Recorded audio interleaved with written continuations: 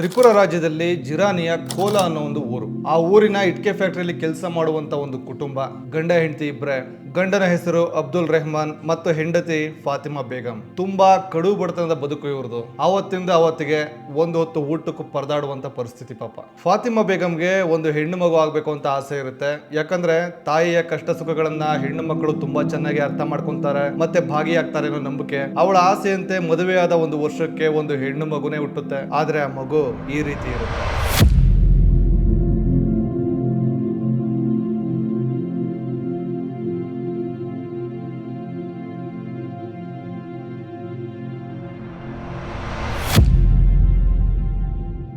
ಮಗುಗೆ ರೂನಾ ಅಂತ ಹೆಸರಿಡ್ತಾರೆ. ರೂನಾಗೆ ಏಪ್ರಿಲ್ 2013ಕ್ಕೆ 16 ತಿಂಗಳು ತುಂಬಿರುತ್ತೆ. ಅಂದ್ರೆ ಆಲ್ಮೋಸ್ಟ್ 1.5 ವರ್ಷ. ರೂನಾ ಹುಟ್ಟಿದಾಗ ಸಿಟಿ ಸ್ಕ್ಯಾನ್ ಮಾಡಿದ ಡಾಕ್ಟರ್ ಮಗು ಬ್ರೈನ್ ಅಲ್ಲಿ ನೀರು ತುಂಬಿಕೊಂಡಿದೆ, ಮಗು ಉಳಿಯೋದು ಕಷ್ಟ, ನಮ್ಮಲ್ಲಿ ಇದರ ಟ್ರೀಟ್ಮೆಂಟ್ ಗೆ ಅನುಕೂಲ ಇಲ್ಲ, ಹಾಗಾಗಿ ಇದಕ್ಕೆ ಟ್ರೀಟ್ಮೆಂಟ್ ಕೊಡ್ಬೇಕಂದ್ರೆ ಹೊರ ರಾಜ್ಯಕ್ಕೋ ಅಥವಾ ಹೊರ ದೇಶಕ್ಕೋ ಕರ್ಕೊಂಡು ಹೋಗ್ಬೇಕು ಅಂತ ಹೇಳ್ತಾರೆ. ಪಾಪ ಇವ್ರಿಗೂ ಕಡು ಬಡತನದಲ್ಲಿ ದಿನಗೂಲಿ ಮಾಡಿ ರೇಷನ್ ಉಣಿಸೋದೇ ಕಷ್ಟ, ಅಂತದ್ರಲ್ಲಿ ಹೊರದೇಶಕ್ಕೆ ಹೋಗೋದು, ಟ್ರೀಟ್ಮೆಂಟ್ ಕೊಡ್ಸೋದು ಇವ್ರಿಗೆಲ್ಲಿ ಸಾಧ್ಯ ಆಗುತ್ತೆ. ರೂನಾಗೆ ಬಂದಿರೋದು ಹೈಡ್ರೋಸೆಫಾಲಸ್ ಅನ್ನೋ ಕಾಯಿಲೆ. ಅದು ಬೈ ಬರ್ತ್ ಬಂದಿರೋದು. ಅವಳ ಬ್ರೈನ್ ಅಲ್ಲಿ ಅನಾವಶ್ಯಕ ದ್ರವ ತುಂಬಿಕೊಂಡು ದಿನೇ ದಿನೇ ಮಗು ಬ್ರೈನ್ ನ ಡ್ಯಾಮೇಜ್ ಮಾಡ್ತಾ ಜೀವ ತೆಗೆದ್ಬಿಡುತ್ತೆ. ತುಂಬಾ ಜನ ಈ ಮಗುನ ಅನಾಥಾಶ್ರಮಕ್ಕೆ ಕೊಟ್ಬಿಡಿ ಅಂತ ಸಲಹೆ ಕೊಡ್ತಾರೆ. ಆದ್ರೆ ಅದೇನೇ ಆದ್ರೂ ಅದೆಷ್ಟೇ ಕಷ್ಟ ಬಂದ್ರೂ ಪರವಾಗಿಲ್ಲ, ಸಾಕೋದನ್ನ ಮುಂದುವರಿಸ್ತಾರೆ. ಯಾಕಂದ್ರೆ ಇವ್ರಿಗಿದ್ದ ಹೋಪ್ ಒಂದೇ, ಕ್ರಮೇಣ ನಮ್ಮ ಮಗು ಸರಿ ಹೋಗ್ಬಹುದೇನೋ, ಇವತ್ತಲ್ಲ ನಾಳೆ ಸುಧಾರಣೆ ಕಾಣಬಹುದೇನೋ ಅನ್ನೋ ಭರವಸೆಲೆ ಜೀವನ ನಡೆಸ್ತಾ ಇರ್ತಾರೆ. 2013 ಏಪ್ರಿಲ್ ನಲ್ಲಿ ಅರಿಂದಾಮ್ ಡೇ ಅನ್ನುವ ಒಬ್ಬ ಫೋಟೋ ಜರ್ನಲಿಸ್ಟ್ ಆ ಊರಿಗೆ ಆ ಬ್ರಿಕ್ ಫ್ಯಾಕ್ಟರಿ ಫೋಟೋಸ್ ತಗೊಳಕ್ಕೆ ಬಂದಿರ್ತಾರೆ. ಇವರು ಶೂಟಿಂಗ್ ಮಾಡ್ಬೇಕಾದ್ರೆ ಒಬ್ಬ ಬಂದು,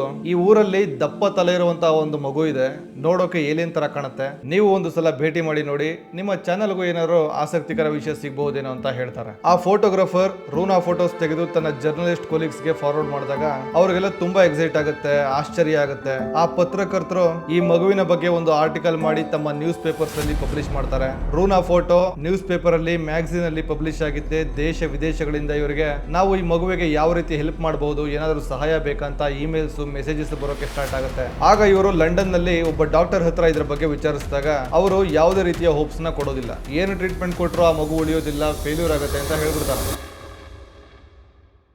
ಆಗ ಇವರು ಫೋರ್ಟಿಸ್ ಹಾಸ್ಪಿಟಲ್ ಅಲ್ಲಿ ಸಂದೀಪ್ ವೈಶ್ಯ ಅನ್ನುವರನ್ನ ಕನ್ಸಲ್ಟ್ ಮಾಡ್ತಾರೆ. ಡಾಕ್ಟರ್ ಸಂದೀಪ್ ಆ ಮಗು ಭಾವನೆಗಳಿಗೆ ಸ್ಪಂದಿಸ್ತಿದ್ರೆ, ದೇಹದ ಬೇರೆ ಅಂಗಗಳು ನಾರ್ಮಲ್ ಆಗಿ ಕೆಲಸ ಮಾಡ್ತಿದ್ರೆ ಒಂದು ಚಾನ್ಸ್ ತಗೋಬಹುದು, ನಂಬಿಕೆ ಇಟ್ಕೋಬಹುದು ಅಂತ ಭರವಸೆ ಕೊಡ್ತಾರೆ. ಆ ಪತ್ರಕರ್ತರ ಸಹಾಯದಿಂದ ದೇಶ ವಿದೇಶಗಳಿಂದ ಹರಿದು ಬಂದ ದಾನದ ಹಣವನ್ನ ಬಳಸಿ ದೆಹಲಿಯಲ್ಲಿರೋ ಫೋರ್ಟಿಸ್ ಮೆಮೋರಿಯಲ್ ರಿಸರ್ಚ್ ಸೆಂಟರ್ ಗೆ ಕರ್ಕೊಂಡು ಹೋಗ್ತಾರೆ. ಅಲ್ಲಿ ಚೆಕ್ಅಪ್ ಮಾಡಿದ ಡಾಕ್ಟರ್ ಒಂದು ಕ್ಷಣ ದಂಗಾಗ್ತಾರೆ. ಆ ಮಗುವಿನ ತಲೆ 36 ಇಂಚು ಅಗಲ ಇದೆ. ಈ ಸ್ಥಿತಿಗೆ ಅಪೌಷ್ಟಿಕತೆಯು ಒಂದು ಕಾರಣ ಅಂತ ಡಾಕ್ಟರ್ ಹೇಳ್ತಾರೆ. ಈಗ ಮೊದಲು ಬ್ರೈನ್ ಮತ್ತೆ ಸ್ಪೈನಲ್ ಕಾರ್ಡ್ ನ MRI ಸ್ಕ್ಯಾನಿಂಗ್ ಮಾಡ್ತಾರೆ, ನಂತರ ಹಾರ್ಟ್ ನ ಇಕೋ ಸ್ಕ್ಯಾನಿಂಗ್ ಮಾಡ್ತಾರೆ. ಅಂದ್ರೆ ಜನ್ಮಜಾತ ಏನಾದ್ರು ಅಸಹಜತೆಗಳಿದೆಯಾ ಅಂತ ಇಕೋ ಸ್ಕ್ಯಾನಿಂಗ್ ಅಲ್ಲಿ ಗೊತ್ತಾಗುತ್ತೆ. ಸ್ಪೈನಲ್ ಕಾರ್ಡ್ ಮತ್ತು ಇಕೋದಲ್ಲಿ ಏನು ಸಮಸ್ಯೆ ಇರಲ್ಲ. ಈಗ ಸರ್ಜರಿ ಮಾಡೋಕೆ ಮುಂದಾಗ್ತಾರೆ.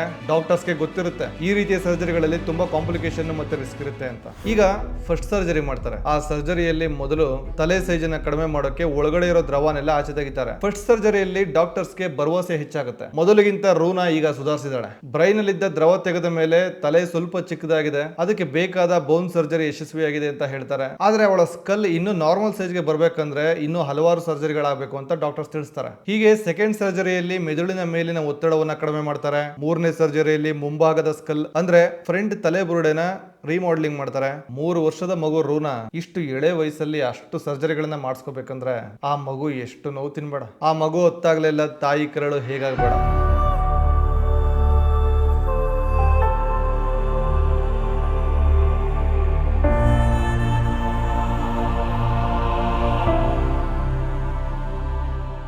ಈಗ 4ನೇ ಸರ್ಜರಿಯಲ್ಲಿ ಬ್ಯಾಕ್ ಸ್ಕಲ್ ರಿಮಾಡೆಲಿಂಗ್ ಮಾಡ್ತಾರೆ. ಅಂದ್ರೆ ಹಿಂಭಾಗದ ಬುರುಡೆಯ ಸೈಜ್ ಅನ್ನು ಆಲ್ಟ್ರೇಷನ್ ಮಾಡೋದು. ನಂತರ 5ನೇ ಸರ್ಜರಿಯಲ್ಲಿ ಓವರ್ ಆಲ್ ಸ್ಕಲ್ ಸುತ್ತಳತೆಯನ್ನು ತಗ್ಗಿಸೋದು. ಈ 5 ಸರ್ಜರಿಗಳಿಗೂ ರೂನಾ ದೇಹ ಸ್ಪಂದಿಸುತ್ತೆ ಮತ್ತೆ ಆರೋಗ್ಯ ಕೂಡ ಸ್ಥಿರವಾಗಿರುತ್ತೆ. ಹಾಗಾಗಿ ಡಾಕ್ಟರ್ ರೂನಾ ಬೇಗ ಚೇತರಿಸ್ಕೊಳ್ತಾಳೆ ಅಂತ ಭರವಸೆಯನ್ನ ಕೊಡ್ತಾರೆ. ರೂನಾ ಪೇರೆಂಟ್ಸ್ಗೂ ಕೂಡ ತಮ್ಮ ಮಗಳು 5 ಸರ್ಜರಿಗಳನ್ನ ಇಷ್ಟು ಚಿಕ್ಕ ವಯಸ್ಸಲ್ಲಿ ಸಹಿಸಿಕೊಂಡಿದ್ದಾಳೆ, ಖಂಡಿತ ಅವಳು ಕೂಡ ಎಲ್ಲರಂತೆ ನಾರ್ಮಲ್ ಆಗ್ತಾಳೆ ಅನ್ನೋ ಭರವಸೆಗಳ ಬೆಳಕು ಮೂಡುತ್ತೆ. ರೂನಾ ತಲೆ ಸೈಜು ಸಾಕಷ್ಟು ತಗ್ಗಿರುತ್ತೆ. ಡಾಕ್ಟರ್ಸ್ ಪೇರೆಂಟ್ಸ್ಗೆ ನೀವು ಮುಂದಿನ ಸಲ ಬಂದಾಗ ತಲೆ ಸೈಜ್ ಅನ್ನ ಮತ್ತಷ್ಟು ತಗ್ಗಿಸಿ ತೆಗಿಸ್ತೀವಿ ಅಂತ ಪಾಸಿಟಿವ್ ಹೋಪ್ಸ್ ಕೊಟ್ಟು ಕಳಿಸ್ತಾರೆ. 5 ತಿಂಗಳಲ್ಲಿ ರೂನಾ ತಲೆ ಸೈಜು 94 ಸೆಂಟಿಮೀಟರ್ ಇಂದ 58.5 ಸೆಂಟಿಮೀಟರ್ ಆಗುತ್ತೆ. ಡಾಕ್ಟರ್ ರೂನಾ ಫೈನಲ್ ಸರ್ಜರಿ ಮಾಡಿಸ್ಕೊಳ್ಳೋದಕ್ಕೆ ಹತ್ತಿರದಲ್ಲಿದ್ದಾಳೆ.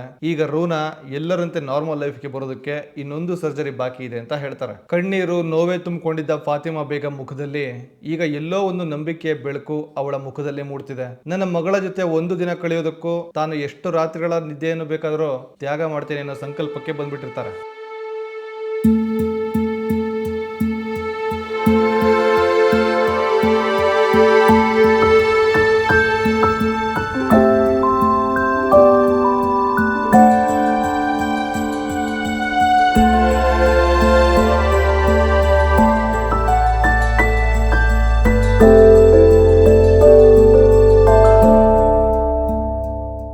ಒಂದು ಸಲ ಬೆಡ್ ಮೇಲೆ ಮಲಗಿಸಿದ್ದಾಗ ರೂನಾ ಉರುಳ್ಕೊಂಡು ಕೆಳಗಡೆ ಬಿದ್ದೋಗಿರ್ತಾಳೆ. ಅಬ್ದುಲ್ ಮತ್ತೆ ಫಾತಿಮಾ ಗಾಬರಿಯಿಂದ ಹಾಸ್ಪಿಟಲ್ಗೆ ಕರ್ಕೊಂಡು ಹೋಗ್ತಾರೆ. ಪಾಪ ರೂನಾಗೆ ಎಷ್ಟು ನೋವಾಗ್ತಿದೆ ಅಂತ ಅವಳು ಹೇಳ್ಕೊಳಕ್ಕಾಗಲ್ಲ. ತ್ರಿಪುರದಲ್ಲಿರೋ ಒಂದು ದೊಡ್ಡ ಗವರ್ಮೆಂಟ್ ಹಾಸ್ಪಿಟಲ್ಗೆ ಕರ್ಕೊಂಡು ಹೋಗ್ತಾರೆ. ಇದು ತುಂಬಾ ಸೀರಿಯಸ್, ಯಾಕಂದ್ರೆ ಅವಳ ತಲೆಗೆ ಏನಾದ್ರೂ ಹೆಚ್ಚು ಕಡಿಮೆ ಆಗಿದ್ರೆ ಅವಳ ಫೈನಲ್ ಸರ್ಜರಿಗೆ ತುಂಬಾ ಸಮಸ್ಯೆ ಆಗುತ್ತೆ. MRI ಸ್ಕ್ಯಾನ್, CT ಸ್ಕ್ಯಾನ್ ಎಲ್ಲ ಮಾಡಿ ಅಲ್ಲಿನ ಡಾಕ್ಟರ್ಸ್ ನ ಕೇಳಿದ್ರೆ ಅವರು ಫೈನಲ್ ಸರ್ಜರಿಗೆ ಮಗು ಫಿಟ್ ಇದೆಯಾ ಇಲ್ವಾ ಅಂತ ಹೇಳಲ್ಲ. ಹಾಗಾಗಿ ಫೋರ್ಟಿಸ್ ಹಾಸ್ಪಿಟಲ್, ಅದೇ ಈ ಮಗುನ ಮೊದಲಿಂದನೂ ಹ್ಯಾಂಡಲ್ ಮಾಡ್ತಿದ್ರಲ್ಲ ಸಂದೀಪ್ ವೈಶ್ಯ, ಅವ್ರಿಗೆ ಈ ಸ್ಕ್ಯಾನಿಂಗ್ ರಿಪೋರ್ಟ್ಸ್ ನೆಲ್ಲ ಕಳಿಸಿದಾಗ ಅಂತ ಮೇಜರ್ ಇಂಜುರಿ ಎಲ್ಲ ಏನಾಗಿಲ್ಲ, ಮೇಲ್ಮೈ ಇಂಜುರೀಸ್ ಆಗಿದೆ, ಫೈನಲ್ ಸರ್ಜರಿಗೆ ಮಗು ಫಿಟ್ ಇದೆ ಅಂತ ಹೇಳ್ತಾರೆ. ಇದಾದ 4 ತಿಂಗಳ ನಂತರ ಅಂದ್ರೆ ಫೆಬ್ರವರಿ 2015ಕ್ಕೆ ರೂನಾಗೆ 3.5 ವರ್ಷ ತುಂಬುತ್ತೆ. ಮಗಳು ರೂನಾ ನಮ್ಮ ತರ ಅನಕ್ಷರಸ್ಥೆ ಆಗಬಾರ್ದು, ಅವಳ ಕಾಲ ಮೇಲೆ ಅವಳು ನಿಂತ್ಕೋಬೇಕು ಅನ್ನೋ ಉದ್ದೇಶದಿಂದ ಅಂಗನವಾಡಿಗೆ ಸೇರ್ಸೋಕೆ ಹೋಗ್ತಾರೆ. ಇಷ್ಟೊತ್ತಿಗೆ ರೂನಾ ತಲೆಯಲ್ಲಿ ಸಾಕಷ್ಟು ಸುಧಾರಣೆ ಆಗಿರುತ್ತೆ. ಆದ್ರೆ ಇನ್ನು ನಡೆಯೋದು, ಮಾತಾಡೋದು, ಕುಳಿತುಕೊಳ್ಳೋದು ಈ ರೀತಿಯ ಚಟುವಟಿಕೆಗಳಿಗೆ ರೂನಾ ಇನ್ನೂ ರೆಡಿ ಇರಲ್ಲ. ಹಾಗಾಗಿ ಅಂಗನವಾಡಿ ಟೀಚರ್ ಮೊದಲಿಗೂ ಇವಾಗೂ ತುಂಬಾ ಚೇತರಿಕೆ ಕಂಡಿದೆ, ಇನ್ನು ಸ್ವಲ್ಪ ಬೆಟರ್ಮೆಂಟ್ ಆಗಲಿ ಅವಾಗ ಸೇರಿಸ್ಕೊಳ್ಳೋಣ ಅಂತ ಹೇಳಿ ಕಳಿಸ್ತಾರೆ.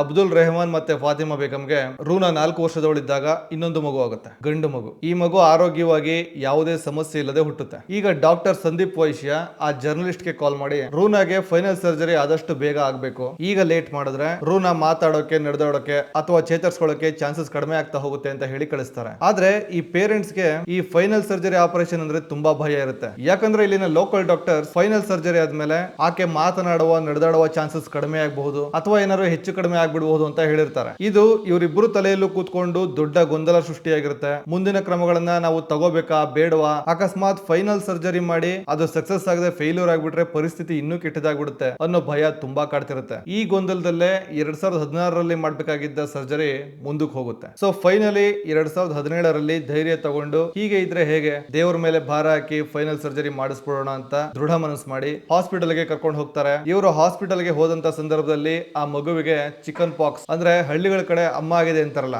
ಹಾಗಾಗಿರುತ್ತೆ. ಹಾಗಾಗಿ ಡಾಕ್ಟರ್ ಇದನ್ನ ವಾಸಿ ಮಾಡ್ಕೊಂಡು ಇನ್ನೊಂದು ತಿಂಗಳು ಬಿಟ್ಟು ಬನ್ನಿ, ಜೊತೆಗೆ ಸರ್ಜರಿ ಮಾಡೋಕೆ ಡಿಲೇ ಏನಾಗಿಲ್ಲ, ಇದು ರೈಟ್ ಟೈಮ್ ಅಂತಾನೆ ಹೇಳಿ ಕಳಿಸ್ತಾರೆ. ಈಗ ಎಲ್ಲಾ ಮಕ್ಕಳಂತೆ ನಾರ್ಮಲ್ ಬಾಲ್ಯವನ್ನ ಅನುಭವಿಸೋಕೆ ರೂನಾಗೆ ಇನ್ನೊಂದು ತಿಂಗಳು ಬಾಕಿ ಇದೆ. ಹಾಸ್ಪಿಟಲ್ಗೆ ಹೋಗೋಕೆ ಎಲ್ಲ ಸಿದ್ಧತೆಗಳನ್ನ ಮಾಡ್ಕೊಳ್ತಿರ್ತಾರೆ. ಆದ್ರೆ ಆ 1 ತಿಂಗಳೊಳಗಡೆ ವಿಧಿ ತನ್ನ ಆಟವನ್ನ ತೋರಿಸ್ಬಿಡುತ್ತೆ. ಮಗು ಸುಧಾರಣೆ ಆಗ್ತಿದೆ, ಬೆಳೀತಾ ಇದೆ, ರೂನಾಗೆ ಭವಿಷ್ಯ ಇದೆ ಅನ್ನೋ ಕನಸು ಅರಳುತ್ತಿರುವಾಗಲೇ ಒಂದು ದಿನ ರೂನಾಗೆ ಇದ್ದಕ್ಕಿದ್ದಂಗೆ ಉಸಿರಾಟದ ಸಮಸ್ಯೆ ಕಾಣಿಸ್ಕೊಂಡು ರೂನಾ ಹಸು ನಿಕ್ತಾಳೆ.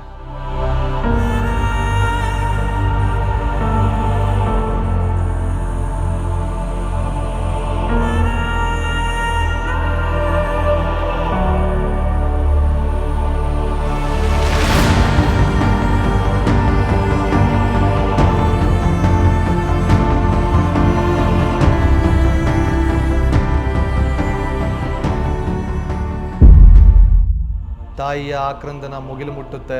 ರೂನಾ ಹುಟ್ಟುದಾಗ್ಲೂ ನೋವು, ಇದ್ದಾಗಲೂ ನೋವು, ಸತ್ತ ಮೇಲೂ ನೋವು. ಹೀಗೆ ಇಷ್ಟು ಬೇಗ ಸಾಯ್ತಾಳೆ ಅನ್ನೋದಾದ್ರೆ ಆ ಮಗು ಹುಟ್ಟುದಾದ್ರೂ ಯಾಕೆ? ವಿಧಿಯ ಆಟ ಬಲ್ಲವ್ರು ಯಾರು? 5 ವರ್ಷದಿಂದ ಇಟ್ಕೊಂಡು ಬಂದ ನಂಬಿಕೆ, ಭರವಸೆ ಎಲ್ಲ ಮಣ್ಣು ಪಾಲಾಗೋಯ್ತು. ಈ ಎಲ್ಲ ಅನುಭವಗಳನ್ನ ಅನುಭವಿಸಿದ ತಾಯಿ ಹೇಳಿದ್ದು ಒಂದೇ ಮಾತು, ನಮ್ಮಂತ ಕಷ್ಟ ಯಾವ ತಂದೆ ತಾಯಿಗೂ ಬೇಡ ಅಂತ.